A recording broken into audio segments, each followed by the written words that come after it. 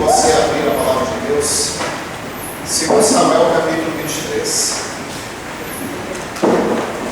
Antes da leitura, uma pequena oração e uma introdução à sequência. Nosso Deus, nosso Pai, a tua palavra está aberta, pedimos que o nosso coração, da mesma maneira nesse momento, esteja também. Oramos para que o teu Espírito fale. Nós oramos em Jesus. Amém. Introduzindo a mensagem, queridos.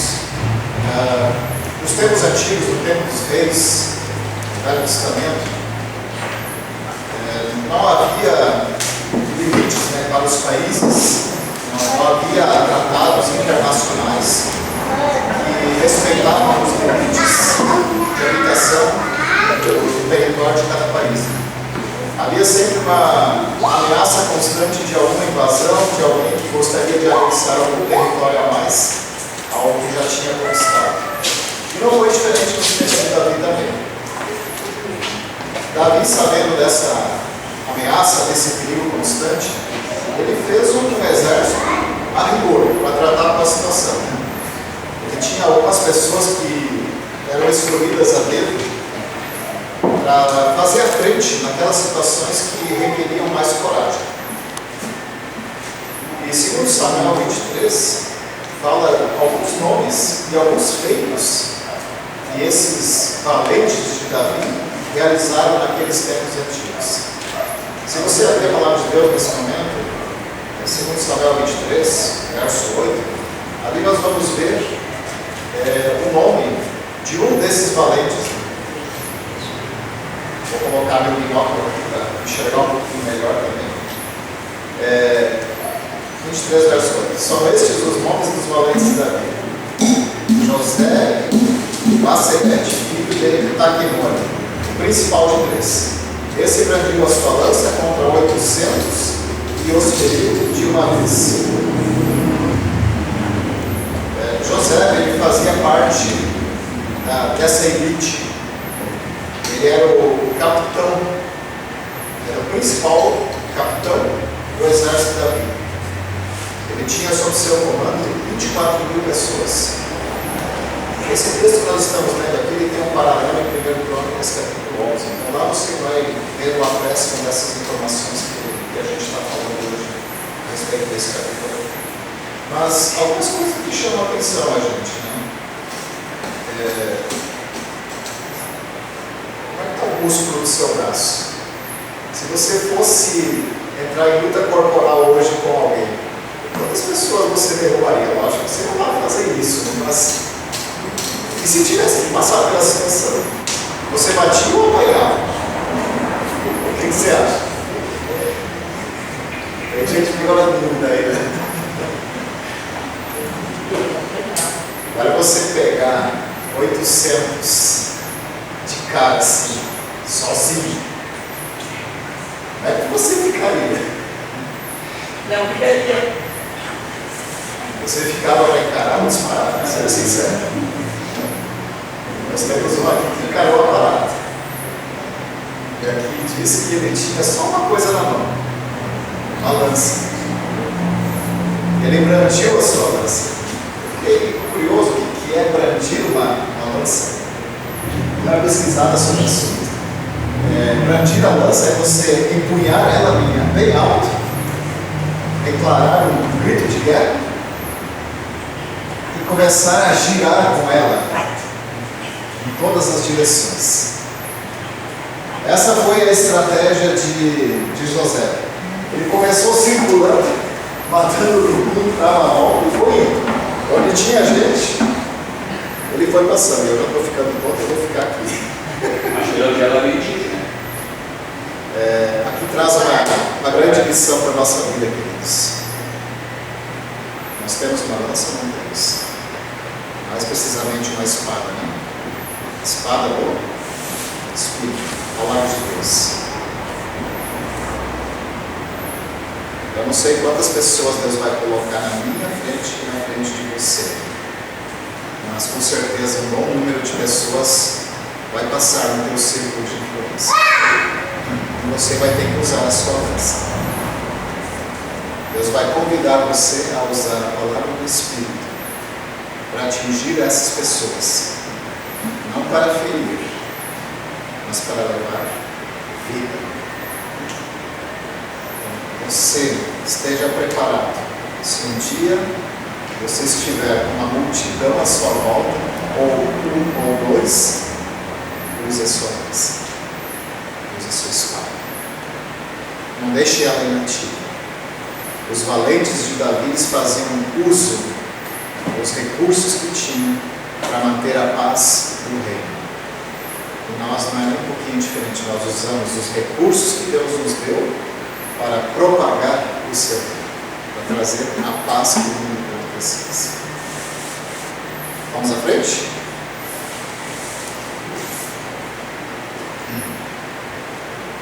Vamos estudar um pouquinho sobre o seguinte, no verso 9.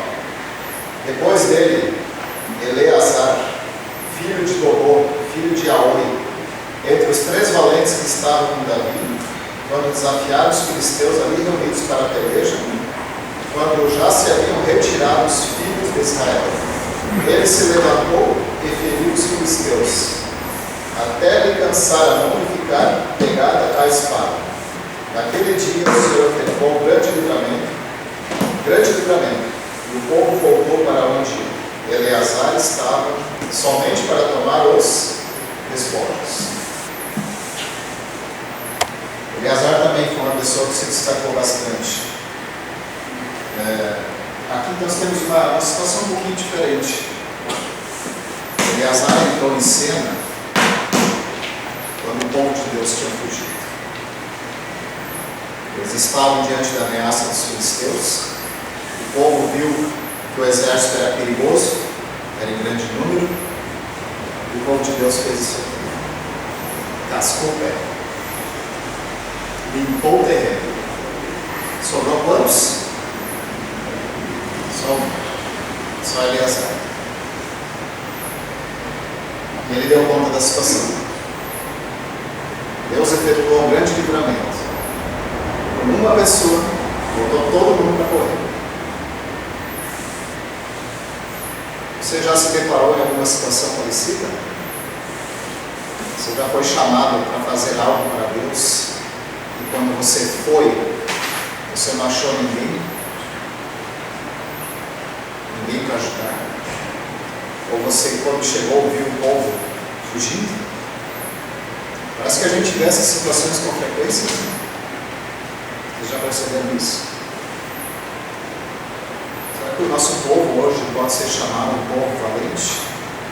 Será que eu, como ser humano, filho de Deus, adventista do 7º dia, Deus pode olhar para mim e dizer assim: esse é um valente? Ou alguém que foge? Alguém que dispara diante da responsabilidade que Deus coloca na nossa vida? Qual é o rótulo que você tem hoje diante dos olhos de Deus? Alguém que está lá na frente da batalha? Ou alguém que olha a batalha, começa a se esconder, sair de ladinho? Queridos, assuma a posição que Deus chamou para você assumir. Não importa o desafio. A batalha não é minha e não é sua. Batalha de Deus. Quando nós entendemos quem está batalhando com a gente, uma coisa é certa: Deus não conhece derrota em seu dicionário. É impossível perder uma batalha. Deus nos chama e quando Ele vai à nossa frente, por mais desafiador que seja. Passe para o verso 11, verso 12. Depois dele, Sama, filho de Agé, o Ararita, quando os filisteus se ajuntaram no meio, onde havia um pedaço de terra cheio de lentilhas, e o povo fugia de diante dos filisteus. Pôs-se Sama no meio daquele terreno, e defendeu e feriu os filisteus, e o Senhor efetuou um grande livramento. Também nós temos repetição da cena, o povo estava no campo, nas lavouras, os filisteus chegaram, o provavelmente para saquear aquela lavoura. O povo teve medo, fugiu, e a história se repetiu. Sama se levantou no meio daquela lavoura. Mais uma vez Deus usou um valente para colocar todo mundo que estava ali roubando, que não era deles. E Deus efetuou um novo livramento também.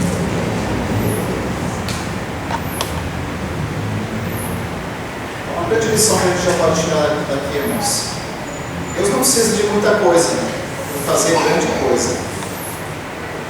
Ele só precisa de uns poucos para fazer coisas diferentes. E nós temos isso repetido, né, por toda a palavra de Deus. A história de Gideão ilustra isso. E tantos outros. E será que nos tempos modernos que a gente está vivendo, será que não podemos viver essas mesmas experiências na nossa vida também? O que você acha? Será que o Deus lá do Velho Testamento, dos reis, é diferente desse Deus que a gente está servindo hoje? Não, um pouquinho. Não há diferença. A história pode se repetir. Com você, comigo, com quem quer que seja que esteja disposto a fazer alguma coisa para Deus.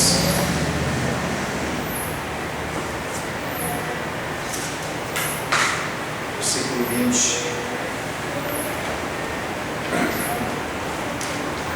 Também Benaia, filho de Joiada, era homem valente de Cabzela e grande em obras. Feriu ele 2 heróis de Moabe, desceu numa cova e nela matou um leão no tempo da neve. Matou também o egípcio, homem de grande estatura. O egípcio trazia uma lança, mas Benaia o atacou com um cajado, arrancou-lhe da mão a lança e com ela o matou.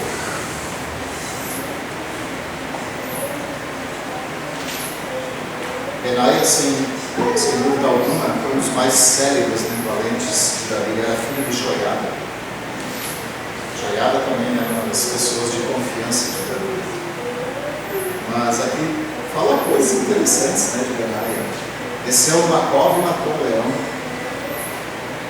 Lutar contra um ser humano já é complicado. Agora, você descer lá onde o leão mora, é mais fácil, é mais difícil. E no tempo da neve, ou seja, frio extremo, onde os músculos quase estão paralisados, o corpo todo tremendo de frio. E numa situação assim, ele se expôs, se matou um leão. Há momentos, queridos, que Deus vai pedir para seus valentes descerem aonde estão os leões.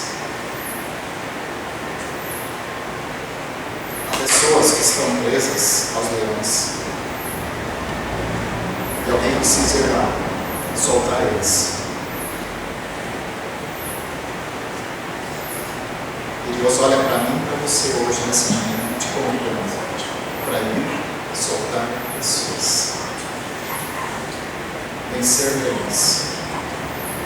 E também talvez Ele esteja olhando no nosso coração e vendo que há algum leão ainda rugindo dentro de nós também.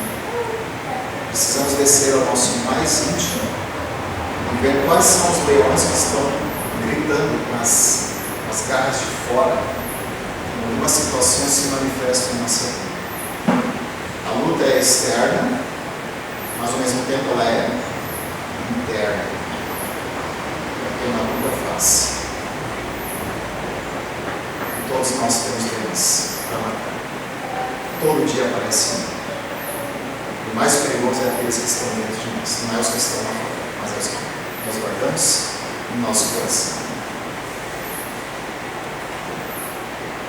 Diz que ele enfrentou um egípcio de grande estatura, um egípcio com uma lança gigante, com certeza, e ele com um cajado. Se você fosse brigar com alguém que está bem armado e você só com um pedaço de pau, você se arriscaria? Ele se arriscou. E deu certo. Por quê? É Deus que estava batalhando. Sabe, tem horas que a gente olha assim pra gente, poxa, eu tô fraquinho mim, eu estou desarmado, eu não tenho eloquência, eu tenho pouco conhecimento bíblico, eu só tenho um cajado. E Deus está me mandando agora para lutar lá com gente que tem lança, que tem facão, que tem canhão, que tem tudo.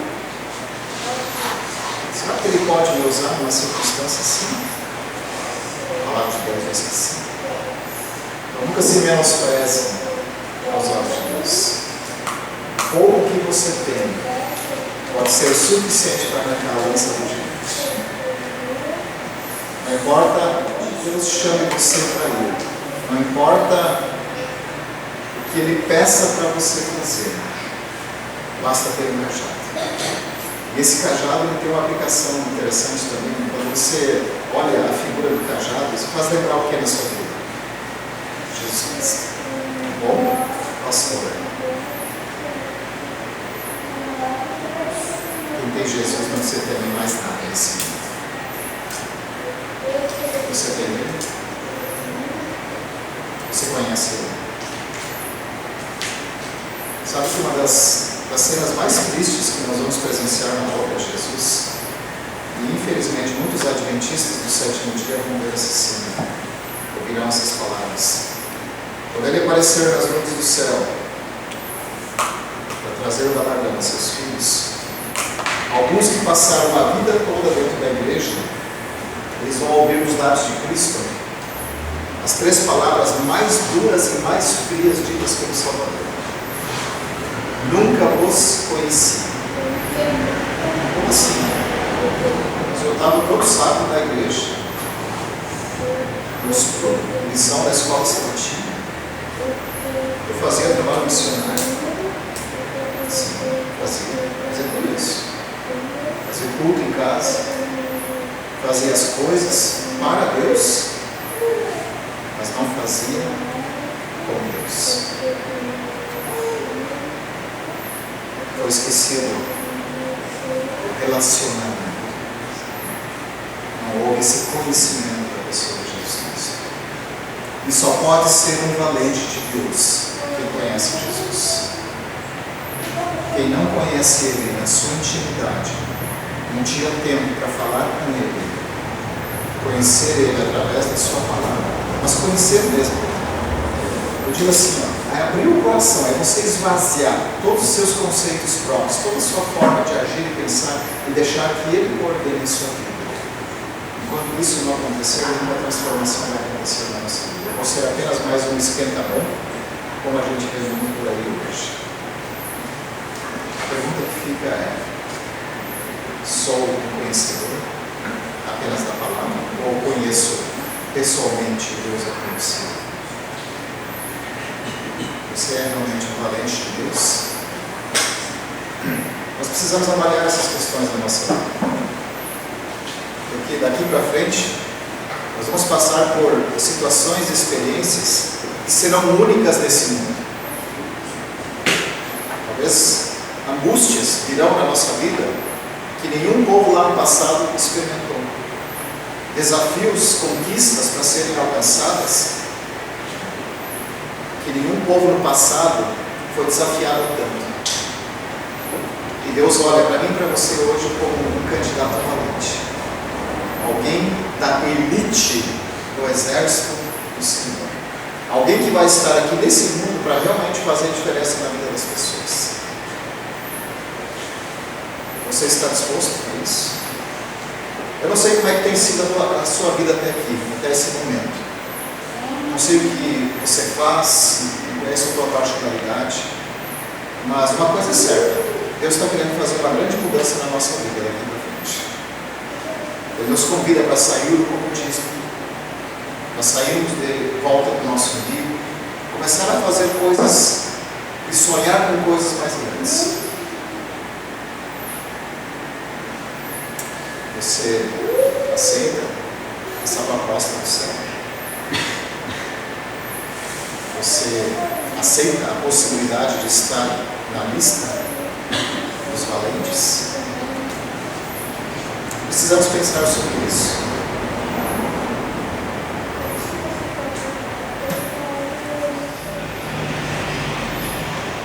Não demora muito, queridos, vai chegar um tempo em que a instituição de igreja ela vai fechar suas portas. Não haverá mais essa liberdade que nós temos hoje para expressar a pregação do Evangelho. Quem vai falar nessas horas? Quando a igreja fechar tudo, quando não tiver mais igreja, novo templo, não tiver mais rádio, quais são as vozes que Deus vai usar?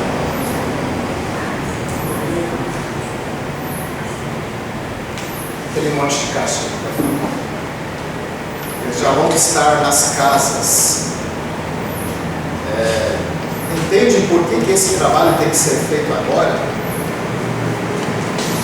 Nós temos um tempo de paz para fazer esse trabalho. Esse tempo de paz está ficando cada dia mais curtinho.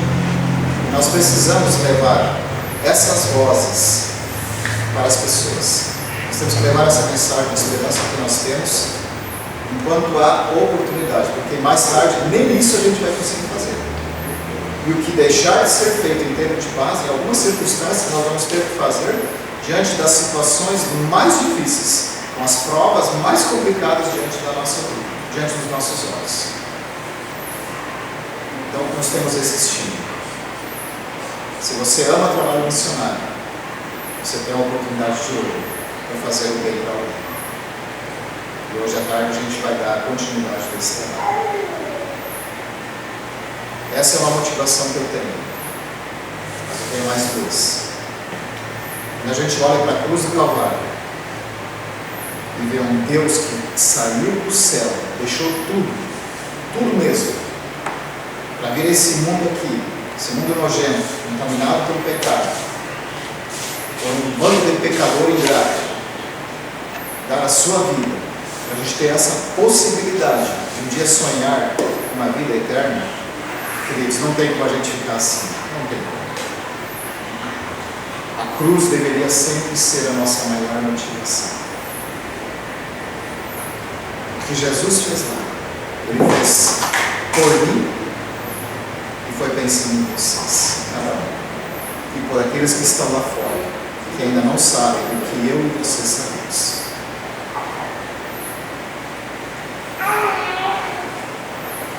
Você tem esse Jesus como motivação? Essa abnegação que Ele dedicou ao ser humano é a sua abnegação também.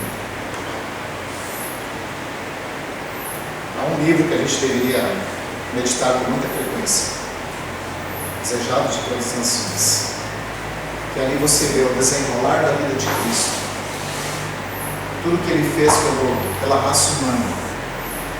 O que o céu tinha de mais precioso para entregar foi entregue. O que Ele podia fazer de melhor para resgatar o ser humano, isso foi feito. Você já tem duas motivações, e essas seriam plenamente suficientes. Eu não sei qual vai ser a sua motivação particular para você desempenhar um trabalho para Deus. Eu não vou entrar nos méritos para questionar o trabalho dele de forma alguma. Mas a forma como ele trabalhou é uma inspiração para nós. E nós temos algo que ele não tem. Você sabe. Nós temos uma mensagem. Nós temos algo muito mais poderoso para levar nos nossos ombros do que ele levou. O desafio para você fica nesta manhã. Quem é você hoje dentro do povo de Deus? O que você faz aqui dentro? Que tamanho é o Deus que você serve?